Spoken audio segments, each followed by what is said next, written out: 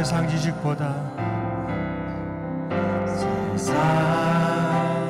지식보다 귀한 것 예수를 알리라. 내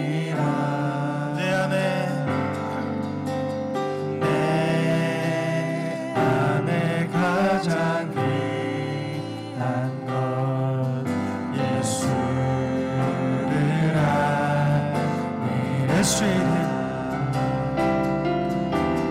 예수의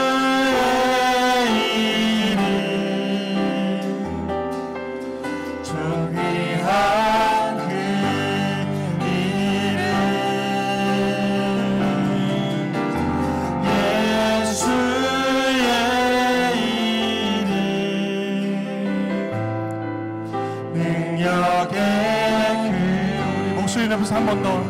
내 안에 가장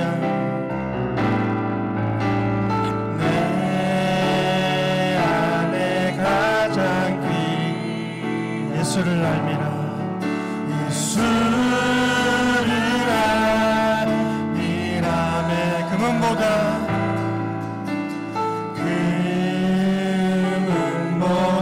더 귀한 것 예수를 알미라. 세상 지식보다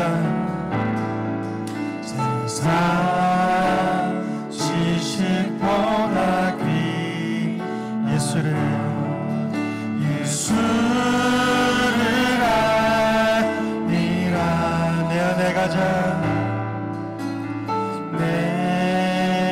안에 가장 귀한 것 예수를 알미.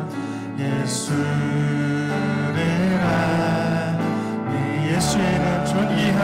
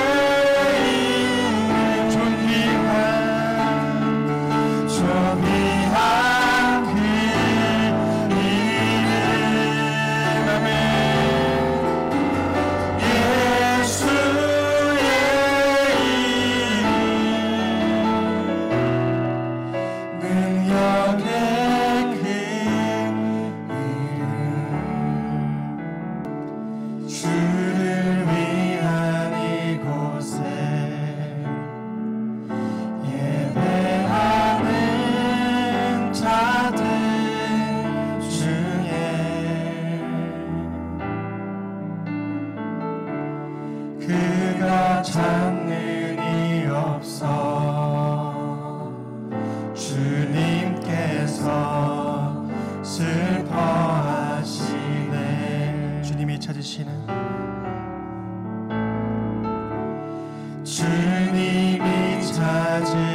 그 한 사람 그의 배자 내가 그 사람 되기 내가 그 사람 되기 한절이 주의 예배하네. 주 내로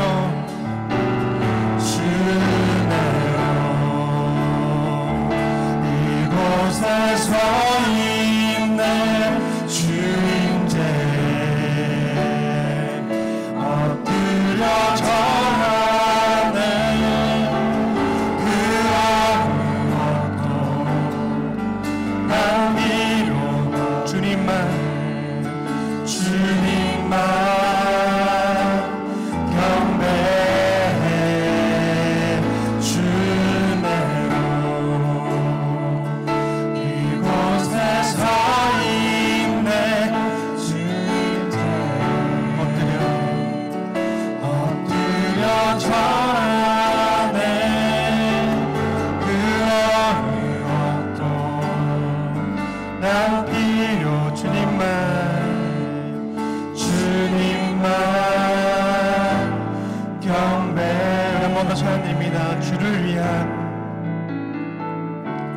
주를 위한 이곳에 예배하는 자들 중에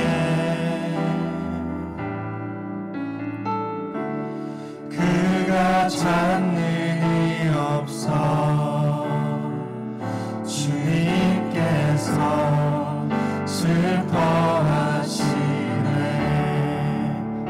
주님이 찾으시네. 주님이 찾으시네. 그 한 사람, 그 한 사람, 그의 대자. 내가 그 사람 되길, 내가 그 사람 되길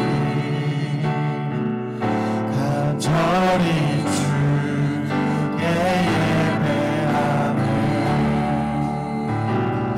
주내로 이곳에 서 있네. 주님제에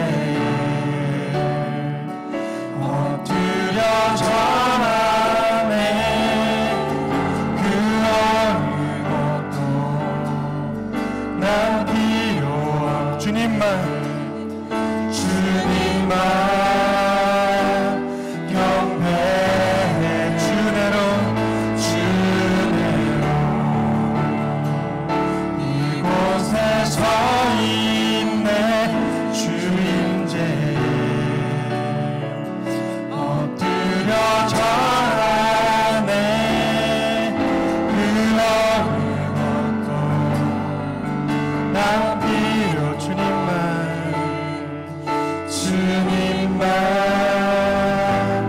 경배해. 아멘. 주님께서 찾으시는 그 예배자가 우리 성도님들 모두가 되길 간절히 소망합니다.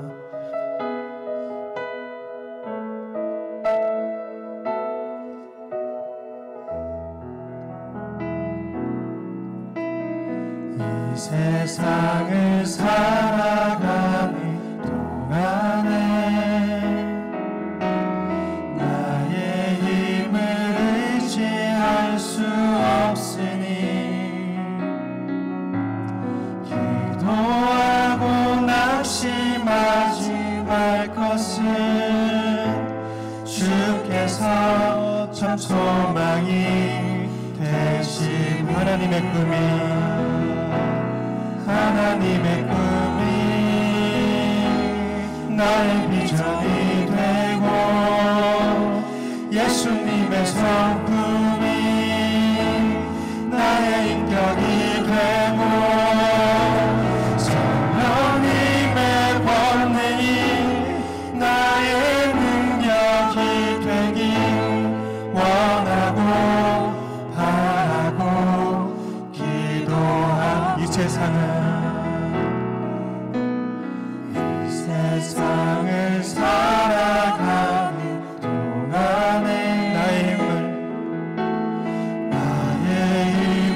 의지할 수 없으니 기도하고 낙심하지 말 것은 주께서 참 소망이 되심이. 아멘. 하나님의 꿈이 나의 비전이 되고 예수님의 성품이 나의 인격이 되고 성령님의 권능이 나의 능력이 되길 원하고 바라고 기도하고 주의 길을 걸어가는 걸어가는 동안에 세상의 것 의지할 수 없으니 감사하고 낙심하지 말 것은 주께서 참 기쁨이 되심. 아멘. 하나님의 꿈이 나의 나의 비전이 되고 예수님의 성품이 나의 인격이 되고 성령님의 권능이 나의 능력이 되기 원하고 바라고. 우리 마지막으로 찬양드립니다. 주의 길을 걸어가는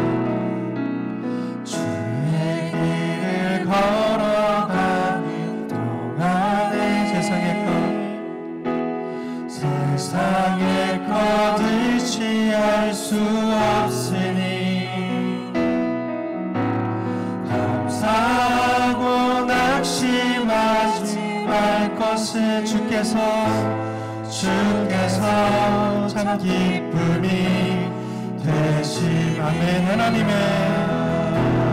하나님의 꿈이 나의 비전이 되고 예수님의 성품이 나의 인격이 되고 성령님의 권능이 나의 능력이 되길 원하고 바라고.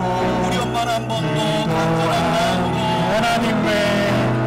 하나님의 꿈이 우리의 비전이 됩니다. 나의 비전이 되고 예수님의 성품이 나의 인격이 되고 성령님의 권능이 나의 능력이 되길 원하고 바라고 기도합니다.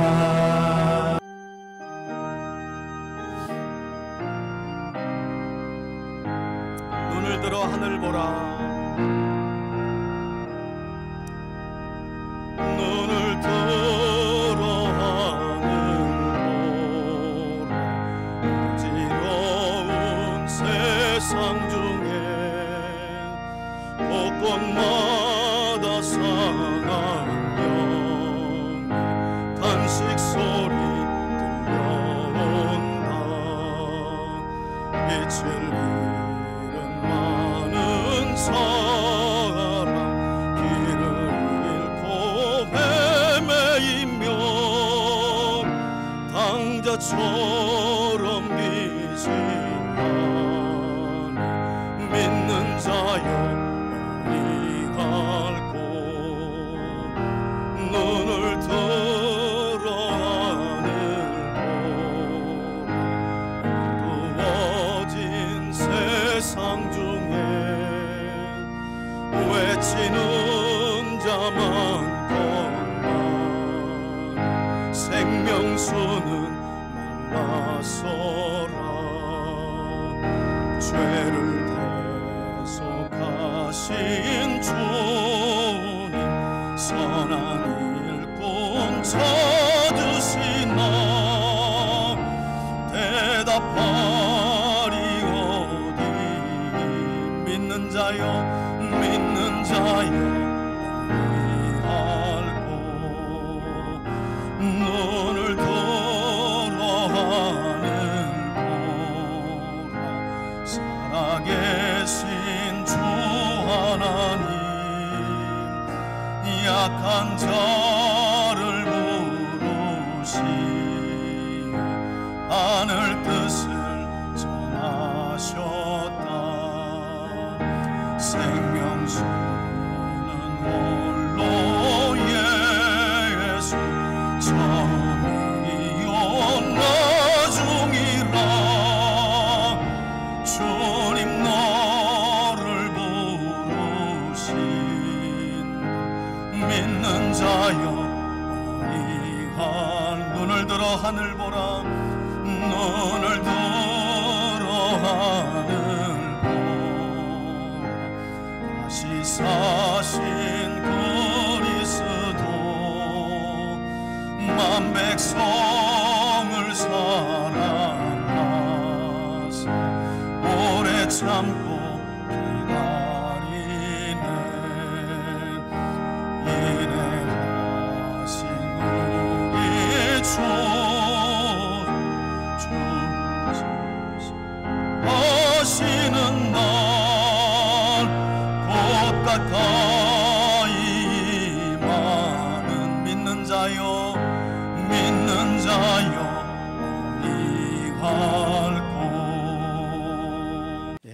우리에게 주시는 하나님의 말씀은 창세기 18장 22절로 33절까지의 말씀입니다.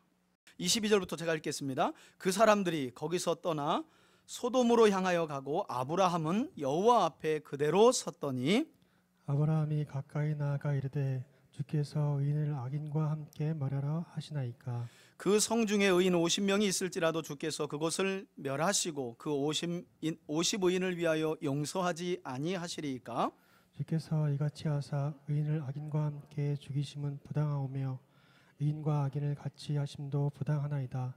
세상을 심판하시는 이가 정의를 행하실 것이 아니니이까. 여호와께서 이르시되 내가 만일 소돔 성읍 가운데에서 의인 50명을 찾으면 그들을 위하여 온 지역을 용서하리라. 아브라함이 대답하여 이르되 나는 티끌이나 재와 같사오나 감히 주께 아뢰나이다.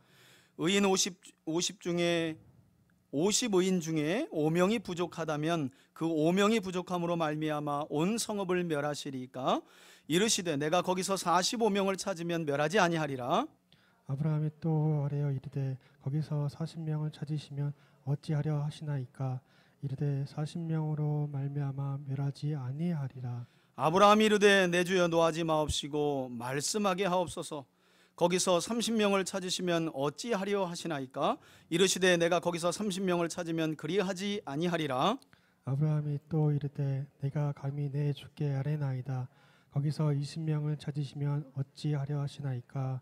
이르시되 내가 20명으로 말미암아 그리하지 아니하리라. 32절입니다. 아브라함이 또 이르되 주는 노하지 마옵소서. 내가 이번만 더 아뢰리이다. 거기서 10명을 찾으시면 어찌하려 하시나이까. 이르시되 내가 10명으로 말미암아 멸하지 아니하리라. 다 같이요. 여호와께서 아브라함과 말씀을 마치시고 가시니 아브라함도 자기 곳으로 돌아갔더라. 아멘. 예, 할렐루야. 예, 우리 말씀 제목을 다 같이 한번 따라해 보겠습니다. 아브라함의 중보적 기도. 예, 오늘 말씀 제목은 아브라함의 중보적 기도라는 제목입니다. 오늘도 마음과 뜻과 힘을 다해서 하나님을 예배하는, 또 예배 현장에서 함께하는 우리 3대 가족들을 우리 하나님께서 아브라함과 같이 복의 근원 되게 하시는 은혜를 여러분들에게 베풀어 주셔서 여러분들을 통해 여러분의 가정과 가문뿐만 아니라 땅의 모든 민족이 복을 받게 되는 그런 충만한 은혜가 임하길 주의 이름으로 축원해 드립니다. 여러분, 오늘 우리가 함께 살펴볼 창세기 12장 후반부의 말씀은 사람의 모습으로 나타나신 하나님과 두 천사가 아브라함의 집을 지나시는데 아브라함이 그 기회를 놓칠 리가 없죠. 범사의 아브라함은 집 앞에서 늘 지나가는 나그네를 집에 초청했던 그런 믿음의 사람이었으니까 그날도 사람의 모습으로 나타나신 하나님과 두 천사를 아브라함이 자기 집으로 초청을 하게 되는데, 이때 아브라함의 초청을 받고 극진하게 손님 대접을 받은 이후에 사람의 모습으로 나타난 하나님과 두 천사가 아브라함의 집을 떠나게 된 이후에 벌어지게 된 사건이 바로 오늘 본문의 말씀입니다. 여러분, 이때 하나님께서는 아브라함의 조카 롯이 거주하고 있었던 이 소돔과 고모라에 대한 심판의 계획을 극진하게 손님 대접을 받은 이후에 아브라함에게만 유일하게 가르쳐 주시는 것을 볼 수 있어요.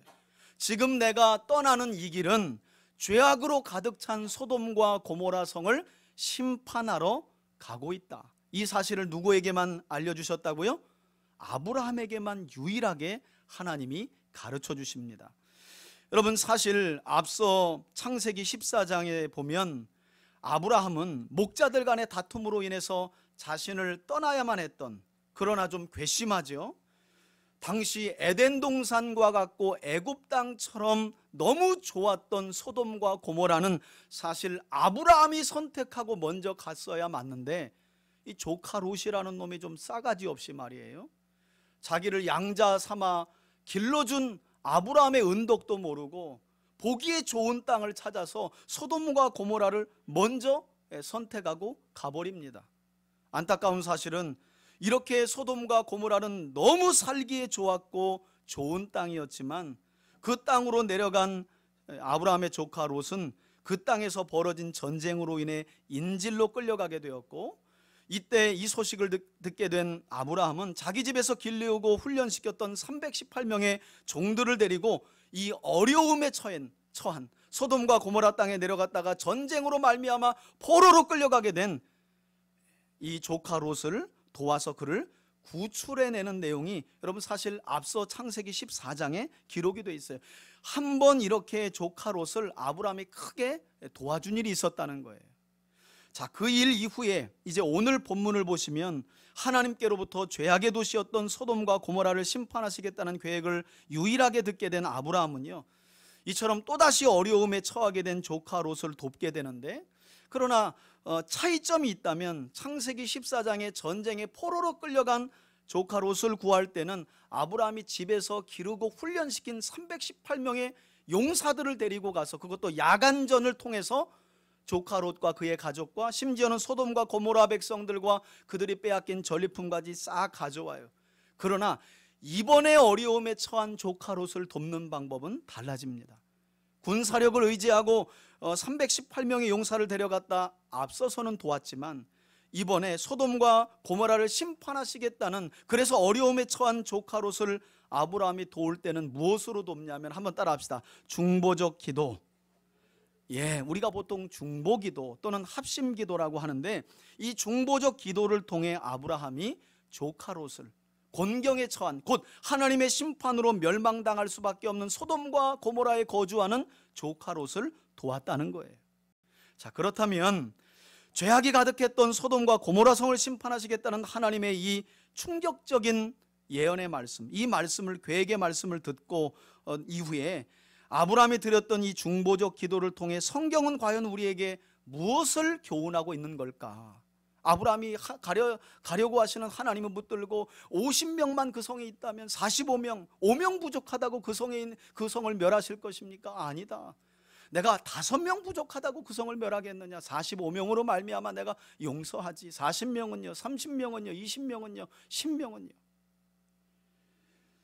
여러분, 이 아브라함의 중보적 기도를 통해 과연 하나님은 우리에게 무엇을 교훈하고 계실까? 오늘은 크게 3가지로 함께 살펴보려고 하는데, 그 전에 사실 아브라함이 이처럼 중보적 기도를 하게 되는 배경을 통해서 성경이 너무나 중요한 우리에게 교훈을 주고 있기 때문에 그것부터 우리가 좀 살펴볼 필요가 있어요. 그게 뭐냐 하면, 여러분, 오늘 아브라함이 이처럼 곤경에 처한 조카 롯을 구하기 위해 중보적 기도를 드리는 배경을 보게 되면 하나님의 현현, 하나님의 임재의 현현이 먼저 나타나게 되는데, 사람의 모습으로 하나님과 두 천사가 아브라함의 집을 방문했다 그랬잖아요. 여러분, 이 하나님의 현현을 통해서, 다시 말하면 하나님의 임재의 현현을 통해서 하나님이 우리에게 무엇을 먼저 계시하고 계신가? 오늘 17절 말씀을 읽지 않았지만, 여러분, 오늘 본문 앞서 기록된 17절 말씀을 보시면 하나님의 임재의 현현 이후에 아브라함의 집을 방문하신 하나님은 가장 먼저 무엇을 하시냐 하면, 여러분 18절 보시겠어요? 하나님은 17절에서 자신이 앞으로 하실 일을 아브라함에게만은 숨기지 않겠다고 말씀하시면서 첫 번째 계시를 하시는데, 그게 18절이에요. 다름 아닌 우리가 지난주에 창세기 12장에서 함께 살펴봤었던 하나님께 아브라함에게 복을 선포하십니다. 그러면서 하시는 말씀이, 아브라함은 강대한 나라가 되고 천하만민은 그로 말미암아 복을 받게 될 것이다. 다시 말하면 하나님의 임재의 현현, 아브라함에게 나타나신 하나님은 첫 번째 아브라함을 향해서, 믿음의 조상인 아브라함을 향해서 은혜를 선포하셨다는 거예요. 그런가 하면 반면에 두 번째 계시도 20절 이후에서 기록이 되어 있죠. 소돔과 고모라의 죄악을 향하여서는 하나님께서 은혜가 아닌 무엇을 선포하셔요? 심판을 선포하셨다는 거예요. 여러분, 이게 바로 하나님의 임재의 현현이 우리에게 주는 아주 중요한 2가지 계시입니다. 무슨 말인가 하면, 하나님이 임재하시면, 현현하시면, 나타나시면 언제나 한 사람은 구원받고 한 사람은 심판을 받게 된다는 거예요. 의인은 회복이 되고 구원을 누리지만 악인은 심판을 받고 멸망당하는 일이 하나님이 임하시면 언제나 일어나는 사건이라는 거예요. 그래서 제가 종종 여러분들에게 드렸던 말씀이, 제발 좀 습관처럼 입버릇처럼 주님 나와 함께 해달라고, 그렇게 함께 하시는 하나님의 뜻대로 살 마음도 없으면서, 그래서 제가 드렸던 말씀이 하나님의 함께 하심을 간구할 때 물론 우리 안에 부족함이 있죠. 연약함이 있죠. 제발 생각 없이 입버릇처럼 습관처럼 나와 동행하여 주옵소서, 나와 함께하여 주옵소서. 여러분, 그래서 신학자들은요, 하나님의 임재, 현현과 동행이라는 말을 상당히 위험 있게 받아들여요. 왜냐하면 하나님이 임하실 때마다 어느 한 나라는 전체가 쑥대밭이 돼요. 오늘 그 일이 바로 있게 되는 바로 그 사건 전에 아브라함이 중보기도하는 장면이거든요. 하나님이 임하셨는데요, 한 사람에게는 너는 강한 나라가 될 거야, 큰 민족을 이룰 거야 라는 놀라운 구원이, 축복이 선포되고, 그런가 하면 하나님의 현현을 통해 한 나라는 한꺼번에 그냥 유황과 불로 멸망을 당해버려요. 그런 점에서 저는 우리 3대 가족들이 하나님과의 동행, 임재를 간구해야 합니다. 그러니까 목사님의 말씀이 무서워서 구하지 말라, 그런 말이 아니에요. 여러분, 어떻게 하나님의 임재와 동행이 없이 하나님의 사람들이 이 땅을 살아갈 수 있겠어요? 우린 매일 간구해야 돼요. 주님 나와 함께하여 주옵소서, 나와 동행하여 주옵소서. 여러분, 그 간구와 함께 그 함께 하시는 하나님의 뜻을 따라 사는 여러분들의 결단과 순종도 필요한 줄 믿습니다. 그래야 함께 하시는 하나님을 통해 여러분 삶의 고난이 아니라 회복이 임하고, 할렐루야, 치유가 임하고 구원의 은혜가 충만하게 임하게 될 줄 믿습니다. 그런 하나님과의 동행을 우리가 꿈꿔야 돼요. 자, 그럼 본격적으로 오늘 본문에 기록된 아브라함의 중보기도를 통해서 과연 하나님께서는 우리에게 무엇을 말씀하고 계신가? 첫 번째, 잘 들으세요. 여러분, 혹시 창세기 12장 이후에, 창세기는 1부와 2부로 나뉘잖아요. 2부는 12장부터 시작되고 족장 아브라함 이야기부터 시작이 됩니다. 여러분, 창세기 12장에서 소개되고 있는 믿음의 조상 아브라함의 생애 속에서 오늘 이 본문 외에 혹시 아브라함이 언제 그리고 어떻게 무슨 기도를 했다고 하는 본문이 있는지 여러분 한번 생각나세요? 창세기 12장부터 아브라함의 생애가 소개되는데 이 18장의 이 본문까지 혹시 이 본문 이외에 아브라함이 기도한 일이 있는가 이 말이에요. 그런 본문이 생각나느냐 이 말이에요. 갑자기 물어보니까 정막이 흐르네요. 여러분, 찾아볼 필요 없어요. 여러분, 기도가 없어요. 창세기 12장 이후에 아브라함의 생애가 소개되는 본문 이후에 오늘 우리가 함께 살펴보는 창세기 18장 22절에 이르기까지 아브라함은 기도했다는 말이 없어요. 그러니까 오늘 본문이 아브라함의 생애 어떤 기도? 처음 하는 기도라니까요. 처음 하는 기도. 물론 아브라함은 무시로 하나님과 교제했을 것으로 봐요. 그러나 문자적으로 성경이 드러내고 있는 바로는 아브라함의 생애가 소개된 이후로 처음 아브라함이 기도한 내용이 소개되고 있다니까요. 그런 점에서 이 본문이 중요하다는 거죠. 또 한 가지는 여러분, 75살에 아브라함은 하나님의 부르심을 받고 고향 친척 아버지 집을 떠났잖아요. 그런 아브라함의 제일 큰 소원이 무엇이었을까요? 누가 뭐래도 뭘 갖는 거? 그렇죠, 자식 갖는 것이었어요. 75세가 되기까지 아들이 없었거든요. 다 늙어가는 마당에. 그래서 아들을 갖는 것이 아브라함의 가장 큰 소원이었을 것이고 기도 제목이었을 것인데, 흥미로운 사실은 창세기 12장 이후에 아브라함의 생애가 소개되고 있는 이후에 오늘 본문까지 말씀드린 것처럼 단 한 번도 아브라함은 이처럼 자신의 간절한 개인적인 소원을 기도로 아뢰는 일이 없다는 거예요. 개인적인 기도를 한 일이 없어요.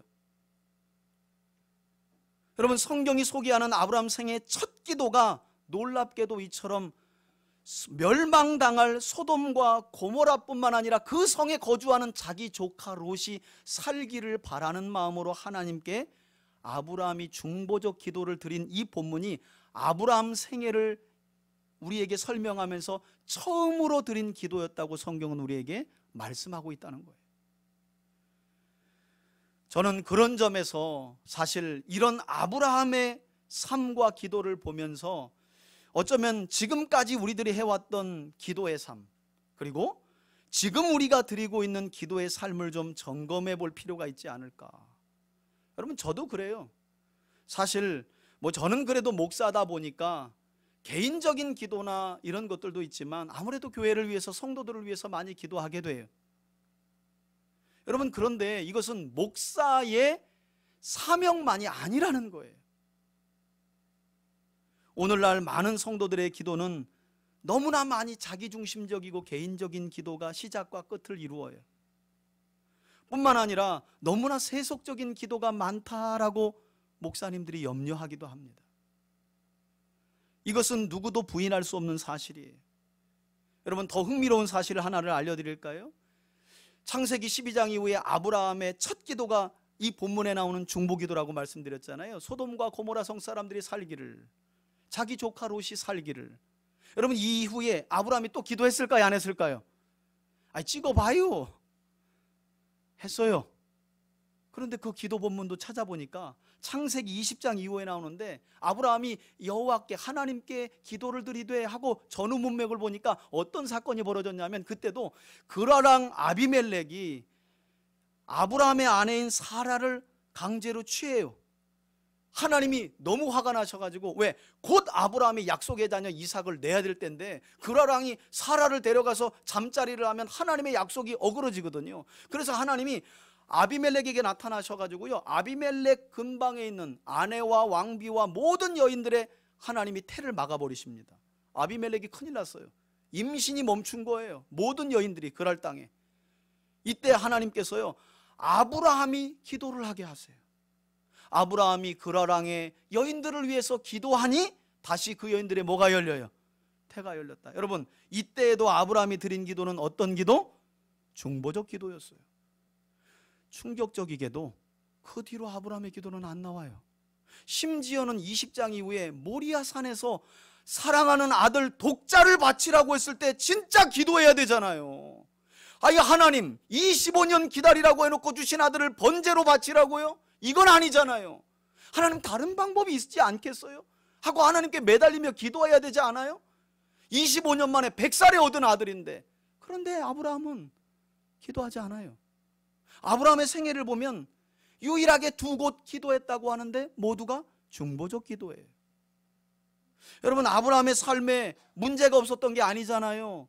자식을 기다리는데 25년 기다렸다니까요. 그러나 아브라함은 범사에 하나님의 약속을 믿은 사람이, 물론 부족함도 여러 군데 있었지만 언제나 그가 기도하면 어떤 기도를? 중보적 기도를 하나님 앞에 드렸던 사람이었다는 거예요. 혹시 우리 가운데 믿음의 조상 아브라함을 닮기를 원하시는 분들이 있다면 기도부터 달라져야 할 줄 믿습니다. 중보적 기도. 여러분, 신약 성경의 절반가량을 기록한 사도 바울 아시죠? 사도 바울이 많은 서신서들을 초대교회에 보내게 되잖아요. 여러분, 바울이 종종 이 서신서들을 보내면서 서신서 초두에 항상 하는 말이 뭐냐면, 나는 너희를 위해, 너희 교회를 위해 뭐 하고 있다는 것이었어요? 기도하고 있다는 것이었어요. 이게 바로 뭐예요? 중보적 기도예요. 이를 예로 제가 한 구절을 읽어드릴게요. 빌립보서 1장 3절, 빌립보 교회에게 보내는 편지 속에서 바울은 이렇게 말합니다. 내가 너희를 생각할 때마다 나의 하나님께 감사함은 간구할 때마다, 이 말은 기도할 때마다 라는 말이에요. 너희 무리를 위하여 기쁨으로 항상 기도하고 있다라고 사도 바울도 중보적 기도의 사명을 감당하고 있다라고 말해요. 그러니까 범사의 사도 바울의 기도는 하나님의 뜻이 이루어지기를 위하여, 교회를 위하여, 누군가를 위하여 기도하는 삶을 끊지 않았다는 거예요. 그게 여러분, 사도니까가 아니라 그리스도인이니까 당연한 거라는 거예요. 아브라함이 믿음의 조상이어서 특별하기 때문에 중보적 기도만 소개하고 있는 것이 아니라 하나님의 절대적 약속을 믿고 살아가는 우리 삶의 중보적 기도는 삶의 일부여야 할 줄 믿습니다. 이처럼 아브라함뿐만 아니라 사도 바울도, 또 믿음의 많은 선진들도요, 하나님의 뜻이 이루어지기를 위하여 누군가를 위해 기도하는 일을 멈추지 않았다는 거예요. 여러분, 놀라운 건 이건 중보 기도를 하는 사람들만 알아. 여러분 보세요. 제 삶에 크고 작은 문제가 없겠어요? 목사라고 없나요? 똑같아요. 저도 형제가 있고 부모가 있고 자식이 있고 똑같아요. 여러분, 만나는 사람들이 있고 여러분들이 겪는 문제 제가 똑같이 겪어요. 놀라운 사실은 하나님께서 여러분들을 위해 기도하고 교회를 위해 기도할 때 제 삶의 문제들을 어지간히 그 문제에 매이지 않도록 해결해 주시더라는 거예요.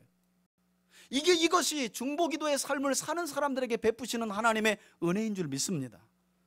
그러니까 중보기도 자리에 나오지 못한 사람들은 늘 자기 문제로 삶에 그냥 매여 사는 거예요.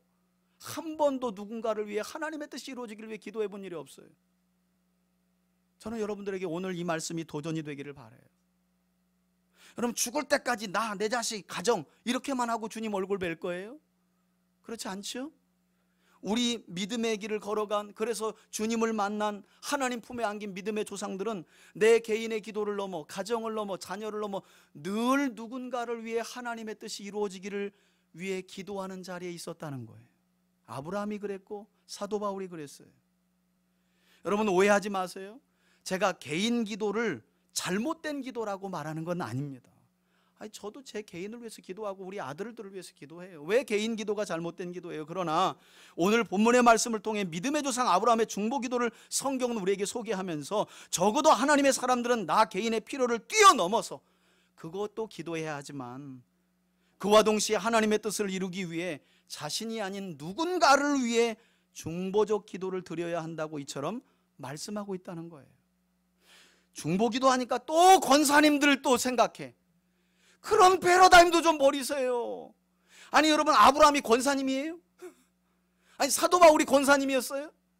꼭 기도는 권사님. 여러분, 아브라함의 중보적 기도를 통해 이후에 19장에 보면 정말 놀라운 일이 벌어져요.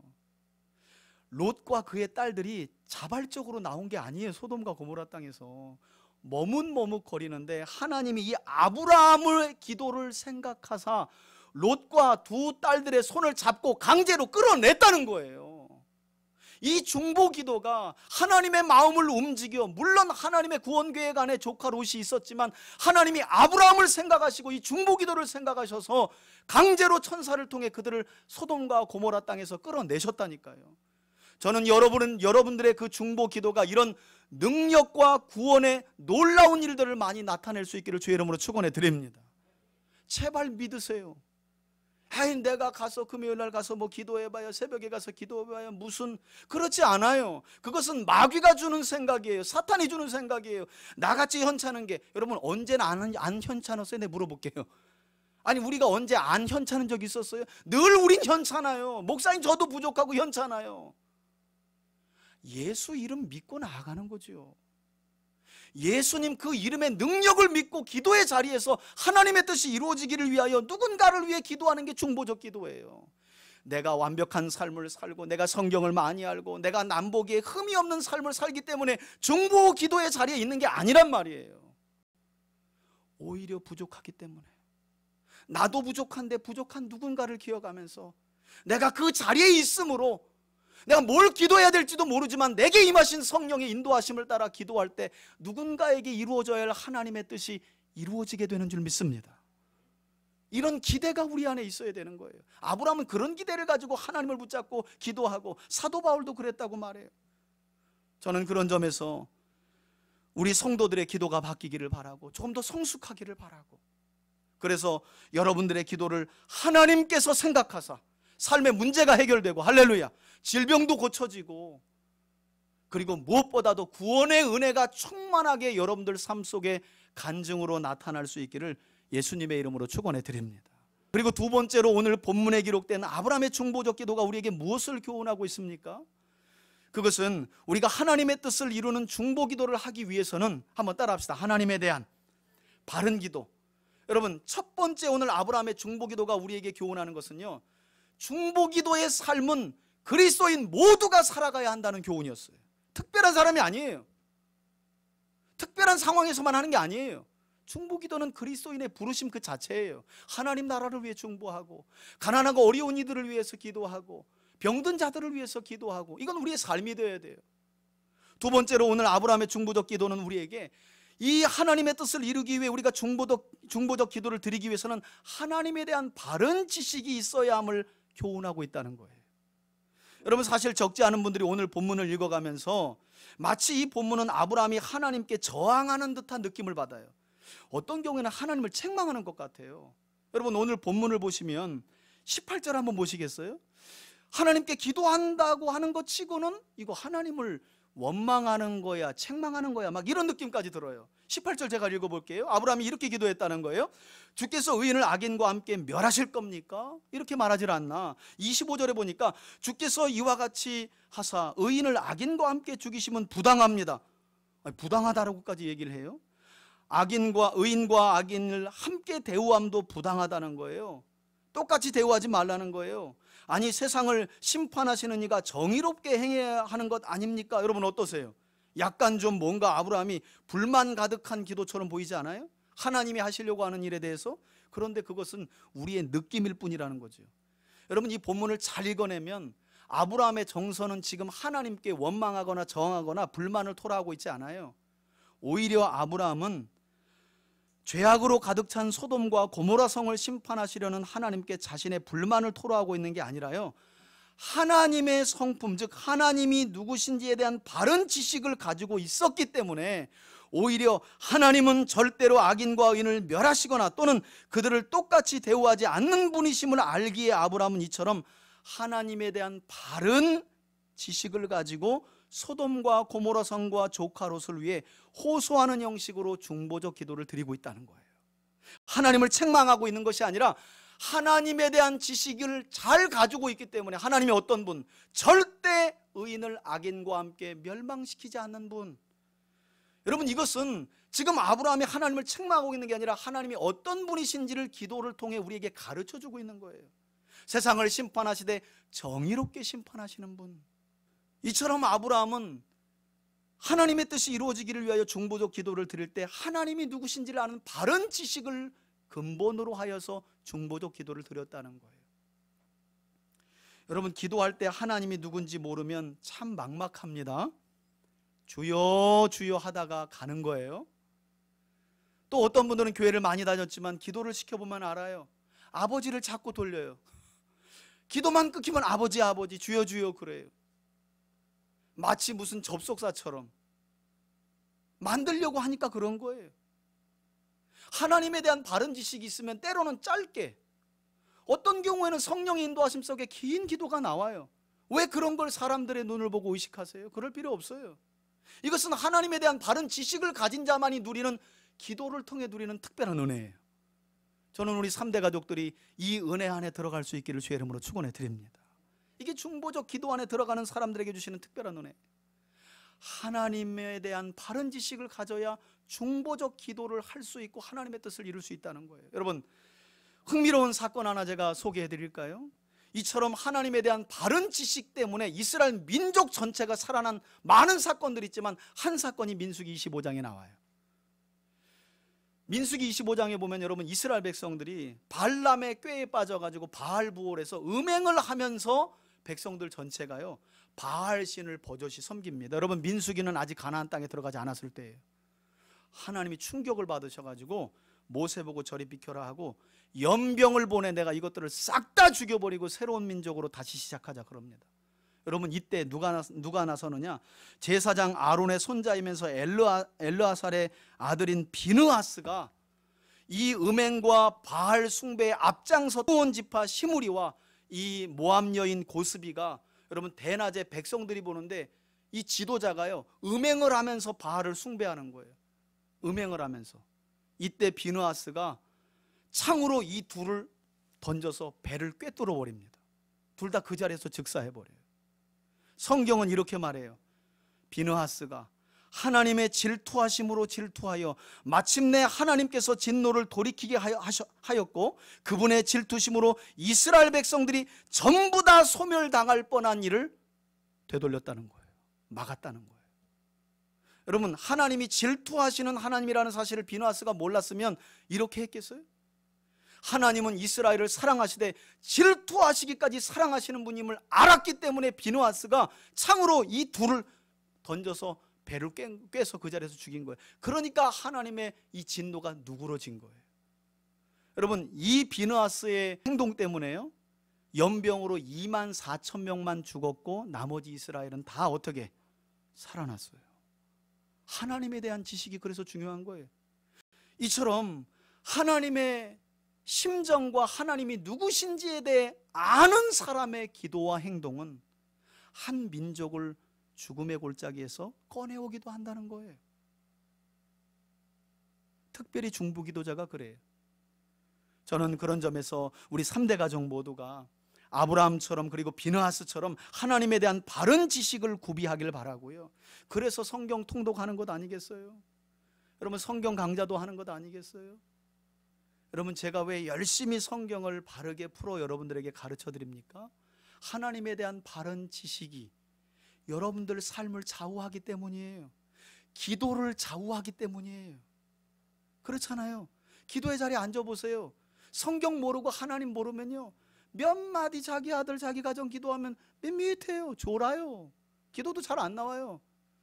그런데 옆에서는 막 뜨겁게 기도해요. 다른 게 아니라니까요. 그분은 여러분보다 하나님에 대한 지식을 좀 더 많이 가지고 있는 거예요. 여러분 어떤 누군가를 알면 그 사람에 대한 이야기를 많이 할 수 있는 거 아니에요? 그렇잖아요. 우리 인격이라는 게 모르니까 할 말이 없는 거예요. 그래서 아브라함의 중보적 기도는 우리에게 아브라함이 하나님에 대한 지식을 많이 가지고 있었구나, 이게 하나님을 책망하는 것이 아니라 오히려 하나님이 누구신지를 알고 하나님의 뜻이 이루어지기를 위해 기도한 것이구나 라는 교훈을 주고 있다는 거예요. 저는 하나님을 알아가기를 소원하는 열망이 우리 3대 가족들 삶 속에 충만하기를 바라고요, 그 열망이 기도의 자리에서 꽃을 피울 수 있기를 주의 이름으로 축원해 드립니다. 여러분 하나님을 바르게 알면요, 어떤 때는 기도를 안 하게 되기도 해요. 정말 믿음으로 이건 하나님이 내가 기도하지 않아도 반드시 이룬다, 이런 확신이 있습니다. 하나님이 누구신지 알면 그래요. 그리고 어떤 데는 다 안 된다고 해도 아니, 하나님은 이 일을 하셨어. 내가 성경을 통해 알고 계신 하나님은 이 일보다 더 큰 일도 하셨어 하고 남들 다 낙심할 때 기도의 자리에 나와 내가 알고 있는 그 하나님에 대한 지식을 통해 하나님의 뜻이 이루어지기를 위해 기도할 수 있는 거예요. 저는 그런 믿음까지 나아가는 저와 여러분들이 되시길 주의 이름으로 축원해 드립니다. 여러분 그리고 오늘 본문에 기록된 아브라함의 중보적 기도가 마지막 세 번째로 우리에게 어떤 교훈을 주고 있느냐? 그것은 아브라함의 중보적 기도는 하나님의 구원 역사가 심판을 통해서 세상에 우리 눈에 어떻게 펼쳐지는지를 우리에게 가르쳐주고 있어요. 좀 어렵기도 한데 잘 들어보세요. 여러분 오늘 본문을 보시면 하나님께서는 소돔과 고모라 성의 절반 인구를 상징하는 50, 여러분 아브라함이 진짜 50명을 이야기한 것이 아니라 50이라는 숫자는 상징적인 숫자예요. 도시 전체를 100으로 치잖아요. 이게 고대 사람들의 생각이에요. 도시 인구 전체를 100이라고 치면 절반은 당연히 뭐예요? 50이죠. 그러니까 아브라함의 기도는 뭐예요? 소돔과 고모라 성에 절반만 의인이 있더라도 하나님 용서해 주실 마음이 있습니까? 여러분 이 아브라함의 간구에 대해, 중보기도에 대해 하나님 뭐라고 하셔요? 용서해 줄 마음이 있다라고 그래요. 점점점 숫자가 줄죠. 마지막 아브라함이 몇 명의 의인만 있더라도 용서해 주실 것입니까? 라고 기도해요. 10명. 여러분 이 10명은 최소한의 어떤 집단의 숫자를 이야기하는 거예요. 소그룹, 우리로 말하면 최소한의 그런 소그룹 집단으로 의인이 있다면 하나님 소돔과 고모라 성을 멸망으로부터 하나님 지켜주시겠습니까? 여러분 이 아브라함의 기도에 대해 하나님이 뭐라고 응답하세요? 10명의 소그룹만 있어도 의인이 내가 소돔 성, 고모라 성 전체를 뭐 할 마음이 있다? 용서해 줄 마음이 있다. 여러분 이것이 바로 오늘 본문에 나타난 아브라함의 중보 기도를 통해 드러난 심판 중에 보여지는 하나님의 구원 역사 방법이라는 거예요. 다시 말해서 하나님은 10명의 의인만 있어도 성읍 전체를 향한 심판을 미루실 만큼 은혜로우시고 자비로우신 심판의 주님이라는 사실을 우리에게 교훈하고 있는 거예요. 자, 그럼 이런 질문을 던질 수 있겠죠? 여러분 그런 생각 안 해보셨어요? 10명이 안 되면, 사실 10명이 안 되어서 소돔과 고모라가 어떻게 돼요? 멸망했잖아요. 여러분 하나님의 구원은 여러 가지 다양한 방법으로 임한다는 사실을 기억하시되 이런 구절에서 좀 힘을 얻으시기를 바라요.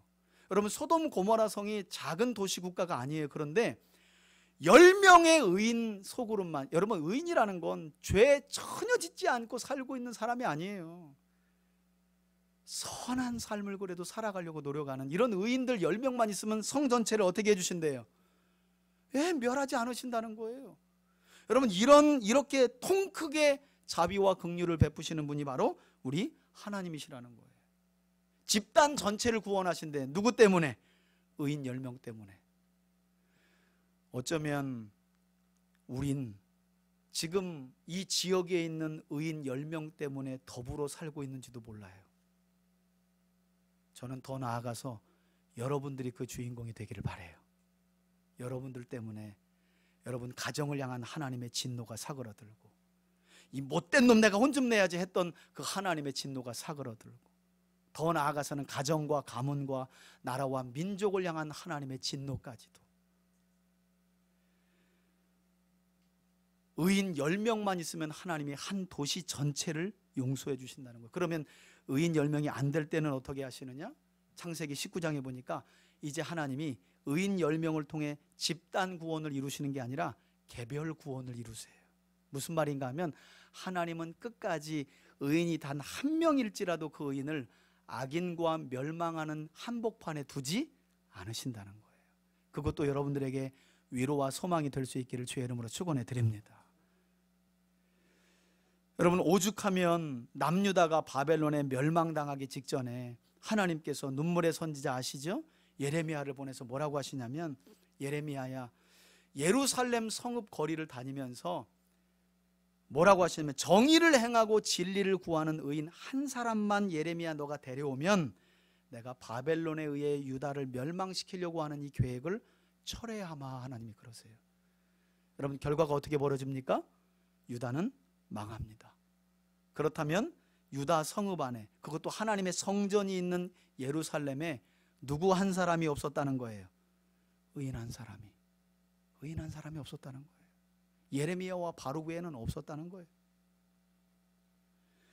여러분, 이와 같이 아브라함의 중보적 기도는 하나님의 구원 역사가 심판을 통해 이 세상에 어떻게 나타나는지를, 한마디로 하나님은 소수의 의인들로 인해 다수의 악인들을 용서하시는 하나님, 그리고 그로 말미암아 되도록 가정과 사회가 무너지지 않도록 유지하시고 통치하시고 세상을 다스리신다는 사실을 우리에게 가르쳐주고 있다는 거예요.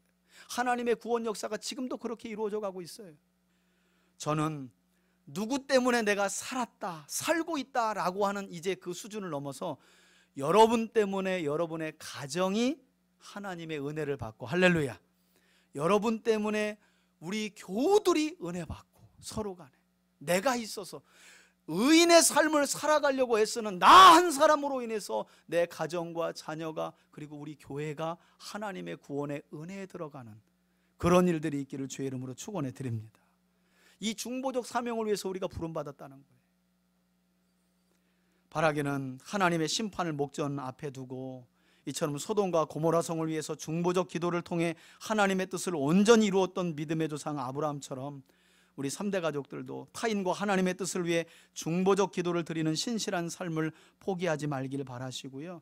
그리고 이때 여러분들의 중보적 기도가 무엇보다도 성경을 통해 깨닫게 된 하나님의 바른 지식이 근거가 되어서 온전하게 하나님의 뜻만 이루어지길 바라고, 그리고 여러분 자신이 하나님이 인정하시고 택하시고 부르신 의인이라는 사실을 꼭 기억하면서 의인의 반열에 들어간 여러분 때문에 여러분 가정과 가문만 구원받고 끝나는 역사가 아니라 오늘 아브라함이 기도했던 것처럼 여러분들의 기도를 하나님이 생각하셔서 여러분 가정 전체가 구원받고, 가문도 구원받고, 여러분과 관계된 모든 이웃들까지 하나님의 충만한 구원의 은혜가 임하기를 주의 이름으로 축원해 드립니다. 여러분, 어려움을 당해보면 그냥 내가 해결할 수 있는 어려움 말고요, 생명을 다투는 일, 이번에 우리 김재풍 집사님이 심정지가 왔거든요. 이제 제세동기 삽입 수술이 멀지 않았어요. 12월 달인데 그 전에 심정지가 와버린 거예요. 심정지 아시죠? 심정지 모르시지 않죠? 심장이 정지된 거예요. 그럼 사람이 죽는 거예요. 여러분, 사람이 내가 할 수 없는 어떤 일에 처해 보면 누군가 하나님의 뜻이 이루어지기를 위해 기도하는 중보 기도가 엄청난 힘과 위로와 능력이 된다는 사실을 알아요. 여러분들에게 제가 이렇게 꼭 권면드릴게요. 여러분, 금요일 날 꼭 한번 이런 마음을 가지고 나와 보세요. 내가 능력도 없고 내가 별 믿음도 생활도 제대로 하는 것 같지 않지만 여러분들이 기도의 자리에 나와 하나님의 뜻이 이루어지기를 위해 누군가 기도하는 그 기도를 생각하사 하나님이 누구를 살려주시기도 하시고, 누군가를 멸망의 자리에서 강제로 끄집어내주기도 하시고, 누군가의 몸을 고쳐주기도 하시고, 누군가의 삶의 문제를 해결해 주시기도 한다면 우리가 어디에 머물러 있어야 될지 알지 않겠어요? 어려움에 처해보지 않으면 중보기도의 자리가 얼마나 소중한지 몰라요. 누군가 정말 어려움에 처한 상황을 겪어보면요, 누군가 기도해주고 있다는 말이 얼마나 큰 힘이 되는지 몰라요. 여러분, 그거 한번 생각해보고 오시라는 거예요. 또 한 가지는, 기도하고 가면 그렇게 뿌듯해. 동의하십니까?